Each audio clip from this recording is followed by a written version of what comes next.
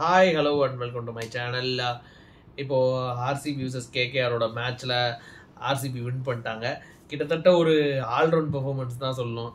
எப்படி வின் பண்ணாங்க, என்னென்ன நடந்துச்சு மேட்ச்சில் எல்லாமே உள்ளே பார்க்கலாம் தெளிவாக. ஃபஸ்ட்டு ஆர்சிபிக்கு தான் டாஸ் விழுந்துச்சு. ஆர்சிபி டாஸ் விழுந்து பவுலிங் எடுத்தாங்க. ரஹானே கூட சொன்னார், நாங்களும் வந்து விழுந்திருந்தா பவுலிங் தான் எடுத்திருப்போம் அப்படின்னு சொல்லிட்டு சொன்னார். ரெண்டு வாட்டியும் இதில் கேட்டாங்க என்ன காம்பினேஷன், ரெண்டு 3 ஸ்வீமர்ஸு 2 ஸ்பின்னர் அப்படின்னு சொல்லிட்டு போயிட்டாங்க. பெருசாக ஃபஸ்ட் மேட்ச்ன்றதுனால அந்த காம்பினேஷன்ஸ் ஞாபகம் வச்சுருக்கிறதுலாம் கஷ்டம்தான். இதில் மேபி டாஸ் ஃபேவராக இருந்துச்சா அப்படின்னா எனக்கு டாஸ் ஒரு பெரிய ரோல் ப்ளே பண்ண மாதிரி தெரியலை. ஏன்னா மெயினாக இந்த வருஷம் ஐபிஎல்லில் அந்த ஒரு ரூல் வேறு கொண்டு வந்திருக்கிறாங்க. இன்கேஸ் வந்து 11th ஓவருக்கு அப்புறம் டியூ ரொம்ப அதிகமாக இருந்துச்சு, பாலே பிடிக்க முடியல அப்படின்னா அம்பையர்ஸ் டிசைட் பண்ணி வேறு பால் மாற்றிக்கலாம் அப்படிங்கிற மாதிரி ஒரு ரூல் கொண்டு வந்தாங்க. பட் அது இன்றைக்கி அப்ளை ஆகலை. இருந்தாலும் அதுக்கு முன்னாடி நிறைய மேட்ச் முடிஞ்சிச்சு. ஓகே, என்னென்ன ஆக்சுவலாக எனக்கு ஃபஸ்ட்டு பிளேயிங் லெவனில் ரொம்ப சர்ப்ரைசிங்காக இருந்தது என்ன அப்படின்னா, கேகேஆரோட பிளேயிங் லெவனில் ஸ்பென்சர் ஜான்சன் கொண்டு வந்திருந்தாங்க. ஸ்பென்சர் ஜான்சன் வந்து நல்ல பவுலர் தான், நான் ஒத்துக்கிறேன். பட் வந்து ஹென்ரிக் நோக்கியாவை விட நல்ல பவுலராக ஜான்சன் அப்படின்னா அதில் எனக்கு ஒரு பெரிய ஒரு மாற்று கருத்து கண்டிப்பாக இருக்குது அதில். ஏன்னா ஐ ரேட்டாக ஹென்ரிக் நோக்கியா டாப் லெவல் அந்த மாதிரி தான் எனக்கு நோக்கியா. மேபி ஒரு லாஸ்ட் சீசன் ஒரு ஆஃப் சீசனாக இருக்கலாம். பட் வந்து அவர் ஃபுல் ஃபிட்னஸில் நல்ல ஒரு ஃபுல் ஃப்ளோவில் இருக்கிறப்ப செம்ம பவுலரு. ஸோ கண்டிப்பாக அவரை மிஸ் பண்ணாங்க அப்படின்னு தான் நான் நினைக்கிறேன். ஸ்பென்சர் ஜான்சனுக்கு பதிலாக நோக்கியாவுக்கு கொடுத்துருக்கலாம். அது என்ன ஒரு மைண்ட் செட்டில், என்ன ஒரு மேபி ஒரு லெஃப்ட் ஹேண்ட் சீமர் வரணும் அப்படிங்கிறக்காண்டி கொடுத்தாங்களா அப்படின்னு சொல்லி தெரியல. மேபி அது கூட ஒரு ரீசனாக இருக்கலாம். அது ஒரு பெரிய சர்ப்ரைஸாக இருந்துச்சு எனக்கு கேகேஆரோட ஸ்குவாடில். மற்றபடி எனக்கு கேகேஆர் ஸ்குவாடில் பெரிய சர்ப்ரைஸ் இல்லை. இன்னொரு சர்ப்ரைஸ் வந்து ஆர்சிபி ஸ்குவாடில் தான் வந்து சர்ப்ரைஸ் இல்லை, அது அணுகுண்டை தூக்கி போட்ட மாதிரி ஒரு இது கொடுத்தாங்க. புவனேஸ்வர் குமார் இல்லை 11ல். புவனேஸ்வர் குமார் இல்லைன்னு சொல்லி யாரும் எதிர்பார்த்துருக்க மாட்டாங்க. மேபி அது இன்ஜுரியா இல்லை ட்ராப்டா அப்படின்னு சொல்லி தெரியலை. பெருசாக எனக்கு தெரிஞ்சு கிரவுண்ட்லலாம் இருந்தார் புவனேஸ்வர் குமார், பார்க்குறதுக்கு ஃபிட்டாக தான் இருக்கிற மாதிரி இருக்கார். வேறு எதுவும் மேபி இன்டர்னல் இன்ஜுரி நமக்கு தெரியாது. பட் இருந்தாலும் இன்டர்னல் இன்ஜுரினா மேபி நிறையா நியூஸஸ்லாம் ஆல்ரெடி வந்திருக்கும், பிஃபோர் மேட்சே வந்திருக்கும். ஏன் அவர் ஆடலை, ஒருவேளை தே ஆர் ப்ரிஃபரிங் ராசிக்தார் சலாம் ஓவர் புவனேஸ்வர் குமார் அப்படின்னா அது ஒரு பேட் டிசிஷன். ஏன்னா வந்து நிறைய அமௌண்ட் இன்வெஸ்ட் பண்ணியிருக்கு புவனேஸ்வர் குமார் மேலே. ஸோ புவனேஸ்வர் குமார் பதிலாக ரசிக்தார் சலாம் கொண்டுறது ஒரு நல்ல டிசிஷன் இல்லை. ரசிக்தார் சலாம் நல்ல ஒரு பவுலர் தான், ஃப்யூச்சரில் நல்லா க்ரூம் பண்ணால் இன்னும் நிறைய வருஷத்துக்கு ஆகலாம். பட் அதுக்கு நீங்கள் புவனேஸ்வர் குமாரை குறைச்சிட்டு ஆடணுன்னு அவசியம் இல்லை. ஸோ அது ஒரு பிரச்சனையாக இருந்துச்சு. இதில் இன்னொரு ஆர்சிபி ஃபேன்ஸ்க்கு தெரிஞ்சிருக்கும், இதில் ஒரு பெரிய அநியாயம் இழைக்கப்பட்ட, அநியாயம்னு சொல்ல மாட்டேன் நான், பட் அது ஒரு டீம் காம்பினேஷன்ஸ்லாம் வர்றப்போ ஒரு இதுதான். ஏன்னா ஸ்வப்னில் சிங் வந்து போன வருஷம் நல்லா பண்ணார் ஆர்சிபிக்கு. குருணால் பாண்டியா வந்த ஒரே ஒரு காரணத்துக்காண்டி அவரோட வாய்ப்பு வந்து பறிக்கப்பட்டிருக்குன்னு அவருக்கு வாய்ப்பு கிடைக்கல. ஏன்னா 2 பேருமே லைக் ரீப்ளேஸ்மெண்ட் அந்த மாதிரி தான். இதுக்கு முன்னாடி குருணால் பாண்டியாவுக்கும் ஸ்வப்னில் சிங்க்கும் ஒரு பெரிய பஞ்சாயத்தே வேறு இருந்துச்சு. 2 பேருக்கும் பரோடா டீம் விளாட்னப்ப ஸ்வப்னில் சிங்கை வந்து குருணால் பாண்டியாவை உட்கார வச்சு பாலிடிக்ஸ் பண்ணி அப்படிலாம் பண்ணார் அப்படின்னு சொல்லி வந்துச்சு. அது அதனால் ரொம்ப ஸ்வப்னில் சிங் மனம் முடிஞ்சு போயிருக்கலாம். அது அவங்களோட இன்டர்னல் ஒப்பீனியன் தான். ஓகே, மற்றபடி இதெல்லாம் தான் சேஞ்சஸ். 2 டீமுமே என்ன நல்லா பண்ணாங்க அப்படின்னா, கேகேஆர் சைடில் வந்து நரேன் அண்டு ரஹானேவோட பார்ட்னர்ஷிப் செம்மையாக இருந்துச்சு. ரஹானே வந்து போன சீசனில் எங்கே விட்டாரோ, சையத் முஸ்டாக்லியில் எங்கே விட்டாரோ அங்கேருந்து அப்படியே கண்டினியூ பண்ணுறாரு. செம்மையான ஷாட்ஸ்லாம் ஆடுறான் தலைவன். ஃப்ளிக்லாம் சூப்பராக போகுது, ஃப்ளிக் சூப்பராக அடிக்கிறாரு. நிறையா நல்ல நல்ல ஷாட்ஸ்லாம் ஆடுறாரு ரஹானே.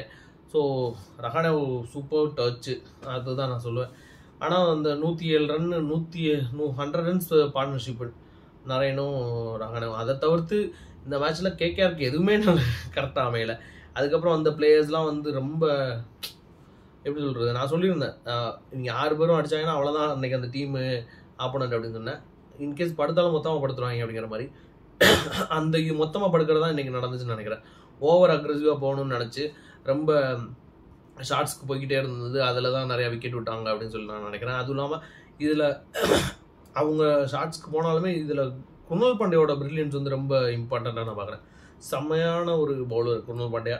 என்னை பொறுத்தவரையில் குருணால் பாண்டியா நல்ல பவுலர். ஏன்னா வந்து விக்கெட்ஸ் அதிகமாக எடுப்பார் அப்படின்னா குருணால் பாண்டியா விக்கெட்ஸ் அதிகமாக எடுக்க மாட்டார். பட் வந்து குருணால் பாண்டியா கிட்ட வந்து ஒரு எப்படி சொல்கிறது, ஒரு கன்சிஸ்டன்சி இருக்கும். ஜடேஜா மாதிரி ஸ்டெம்ப் டு ஸ்டெம்ப் போட்டுக்கிட்டே இருப்பார். திடீர்னு தலைவர் பவுன்சர் போடும். அன்னைக்கு அப்படிதான் வெங்கடேஷ் ஐயர் சரி ஸ்பின்னர் தானே அப்படின்ட்டு ஹெல்மெட் போடாமல் பேட்டிங் பிடிச்சிட்டு இருந்தான்.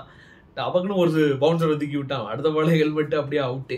ஸோ அது மேபி ஒரு மைண்ட் கேமாக கூட இருக்கலாம் குருணல் பாண்டியா கிட்ட இருந்து. குருணல் பாண்டியா தான் எனக்கு தெரிஞ்சு மேட்சே மாற்றி விட்டான்னு நினைக்கிறேன். இடையில ரசிக்தார் சலாம் வந்து சுனில் நரேன் அவுட் ஆகினார், அங்கேருந்து தான் மேட்சே மாறிச்சு. ஓகே, இது வீக்னஸஸ் நிறையா வீக்னஸ் இருக்குது. நான் சொன்ன மாதிரி அந்த இன்எக்ஸ்பீரியன்ஸ்டு பவுலிங் லைனப்ன்றது நல்லா தென்பட்டுச்சு. அந்த இடத்துல இப்போ ஒரு நோக்கியாவை ஆட் பண்ணியிருந்தீங்கன்னா மாறி இருக்கும், கண்டிப்பாக ஒரு டிஃப்ரென்ஸ் கிடச்சிருக்கும் கேகேஆருக்கு. அங்கே இவங்க ஸ்பென்சர் ஜான்சனுமே ஒரு இன்எக்ஸ்பீரியன்ஸ்டு பவுலர் தான், அவர் இன்டர்நேஷனல் பவுலராக இருக்கலாம், ஆனால் அவர் இன்எக்ஸ்பீரியன்ஸ் தான், அது ஒத்துட்டு தான் ஆகணும். இவங்க நோக்கியாவை ஆடி இருக்கலாம் அப்படிங்கிறது என்னோட ஒரு ஒப்பீனியன். அது ஒரு பெரிய மிஸ்டேக்காக நான் பார்க்குறேன். மற்றபடி நிறையா வீக்னஸஸ், ஒரு எப்படி சொல்கிறது, ஒரு ஸ்டெபிலைஸ் பண்ணி ஆடுறதுக்கு ரகுவன்ஷி மட்டும் தான் இருக்கார். ரகுவன்ஷி கொஞ்சம் ட்ரை பண்ணார், பட் முடியல.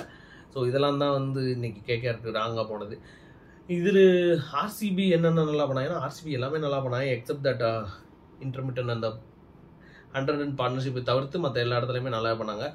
அவங்களுக்கு வந்து மெயினாக வந்து நான் சொன்ன மாதிரி தான் நல்ல பவுலிங் லைனப் கிடச்சிருக்கு அவங்களுக்கு. ஆர்சிபிக்கு நான் ஃபஸ்ட்டே சொன்ன மாதிரி நிறைய நல்ல பவுலர்ஸ் இருக்காங்க அந்த ஆர்சிபிக்கு. அவங்களுக்கு எப்பயுமே அந்த பவுலிங் ஓவர்ஸ் வந்து இருக்கும், பட் இந்த தடவை அது ஃபிக்ஸ் ஆன மாதிரி எனக்கு தெரியுது. அதை அவங்க கரெக்டாக எடுத்துகிட்டு போய் கப்படிச்சா கூட சந்தோஷம்தான். ஆனால் இந்த அவங்க ஃபேன்ஸ் ஓவராக போசாங்க, அது ஒன்று தான் ஒரே ஒரு பிரச்சனை. ஸோ பார்ப்போம் எப்படின்னு சொல்லிட்டு. எனக்கும் சில ஆர்சிபி ஃப்ரெண்ட்ஸ்லாம் இருக்காங்க, ஃபேன்ஸ்லாம் ஃப்ரெண்ட்ஸாக இருக்காங்க. அவங்கெல்லாம் ஒன்றும் பண்ண மாட்டாங்க, இந்த சோஷியல் மீடியா ஃபேன்ஸ் இருக்காங்க பாருங்க, அவங்க தான் ரொம்ப இதாக ஓவராக பண்ணாங்க. ஸோ அது ஒன்று தான் ஒரே ஒரு வருத்தம். மற்றபடி நல்ல ஒரு டீம் அமைஞ்சிருக்கோம் அப்படின்னு சொல்லி, பவுலிங்லையும் நல்ல பவுலிங் அமைஞ்சிருக்கு. பேட்டிங் நம்ம இதை பொறுத்து இது பண்ண முடியாது, ஏன்னா வந்து இங்கே நான் சொன்ன மாதிரி தான் இன்எக்ஸ்பீரியன்ஸ்டு பவுலிங். இப்போ ஒரு ஷமி, கமின்ஸ், ஹர்ஷல் பட்டேல் அந்த மாதிரி ஒரு அட்டாக் அகேன்ஸ்டாக போகிறப்ப, அதே மாதிரி இப்போ ஜடேஜா, நூறு அகமது, இவன் அஸ்வின் அவங்க 3 அகேன்ஸ்டாக போகிறப்ப அப்போ எப்படி பெர்ஃபார்ம் பண்ணுறாங்க அப்படிங்கிறத பொறுத்தா இருக்குது. ஸோ நிறையா நல்லா பண்ணாங்க எனக்கு ஆர்சிபி. ஒரு அட்டாக் பண்ணிட்டே இருந்தாங்க இவனுங்க. அட்டாக் ஷார்ட்ஸ் ஆட போய் ஒரு ரிஸ்க் எடுத்து ஷார்ட்ஸ் ஆடு இந்த மாதிரி இருந்துச்சு கேகேஆர். பட் இவனுங்க கால்குலேட்டிவாக நிறையா ஷார்ட்ஸ் ஆனாங்க. அதுலேயும் கோலி ஸ்பென்சர் ஜான்சனுக்கு அகேன்ஸ்டாக ஒரு 2 6 லாங் ஆஃபில் சரியான 6, சரியான ஷாட்டு. சால்ட்டு கண்டிப்பாக மென்ஷன் பண்ணேன், சால்ட்டு தான் ரொம்ப இந்த டீமில் அட்டாக்கிங் ஆரம்பித்ததே சால்ட்டு தான். ஸோ ரொம்ப சூப்பராக பண்ணாங்க ஆர்சிபி. எல்லாமே ஆர்சிபி சீக்கிரமே வின் பண்ணிட்டாங்க. கேகேஆர் பார்த்தீங்கன்னா ஃபஸ்ட்டு 10 ஓவர்ஸில் 107 ரன்ஸ் இருந்தாங்கன்னு நினைக்கிறேன். கடைசி ஒரு 10 ஓவர்ஸுக்கு 67 ரன் தான் அடித்தாங்க. ஸோ அது ஒரு பெரிய ட்ராபேக் டு கேகேஆர். இன்னொன்று நான் சுயா சர்மா ரொம்ப எதிர்பார்த்தேன், சுயா சர்மா பெருசாக பெர்ஃபார்ம் பண்ணல ஆர்சிபிக்கு இன்னைக்கு. ஸோ இதெல்லாம் தான். புவனேஸ்வர் குமார் கண்டிப்பாக அடுத்த மேட்ச்சில் வருவார்னு நினைக்கிறேன். பார்க்கலாம் எப்படி அப்படின்னு. வேறு என்னென்ன இன்னைக்கு நிறையா பேர் நல்லா போனாங்க ஆர்சிபியில். மெயினாக ஹேசல்வுட்டோட லைன் லென்த்லாம் பயங்கரமான லைன் லென்த்து. ஒரு எப்படி சொல்கிறது, அந்த டெஸ்ட் மேட்ச் லைன் தான் கிட்டத்தட்ட. அது எல்லாமே ஒரு பாடி லைன்லேயே ஒரு பவுன்சர் மாதிரி, கிட்டத்தட்ட பவுன்சருக்கு கொஞ்சம் கம்மியாக ஒரு ஷோல்டருக்கு ஹைட்டு அந்த மாதிரி போட்டே இருந்தார் கண்டினியூஸாக. அது ரொம்ப ஆடுறதுக்கு ரொம்ப கஷ்டமான ஒரு லைனு. சூப்பரான பவுலிங் ஹேசல்வுட்டு. அது மாதிரி சொன்ன மாதிரி Krunal Pandya 4 overs 29 runs 3 wickets செமையாக போட்டார். யாஸ்தயாலும் போன வருஷம் விட்டதுலேருந்து அப்படியே கண்டினியூ பண்ணார். ஸோ நல்ல பவுலிங் லைனப் இருக்குது. இதில் புவியவும் ரசிக்தார் சலாமுக்கு பதிலாக புவி அங்கே கொண்டு வர்றப்போ இன்னும் சூப்பராக பவுலிங் இம்ப்ரூவ் ஆகும். சுயா சர்மாவும் கொஞ்சம் இம்ப்ரூவ் பண்ணி போடணும். ஸோ இதெல்லாம் தான் ஒரு சின்ன சின்ன ஹிக்கப்ஸ் இருக்குது ஆர்சிபியில். அதை சரி பண்ணி வந்துட்டாங்கன்னா. இதில் இன்னொரு விஷயம், நான் சொன்ன மாதிரி சுயா சர்மா, லிவிங்ஸ்டனும் இருக்கார். சுயா சர்மா இன்கேஸ் சொதப்பினா கூட லிவிங்ஸ்டன் வந்து ஹெல்ப் பண்ணுறாரு. ஸோ சூப்பரான ஒரு பவுலிங் லைனப் ஆர்சிபிக்கு.